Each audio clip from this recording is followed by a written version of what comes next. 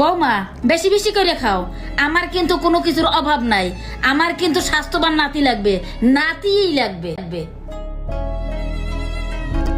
আরে আরে বৌমা, তোমার কোনো কাজ করার দরকার নাই, আমার নাতি কষ্ট পাবে, ছেলে হইল গিয়া বংশের বাড়তি, আমার নাতিই লাগবে।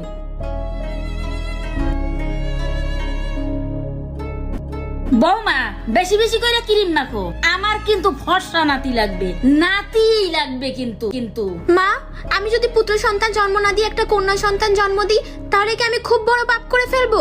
সন্তান তো সন্তানই হয় মা। আজকে আমি যদি মেয়ে না হতাম, তাহলে আপনি আপনার ছেলের বিয়ে কার সাথে দিতেন? আপনি নিজে তো একজন মেয়ে।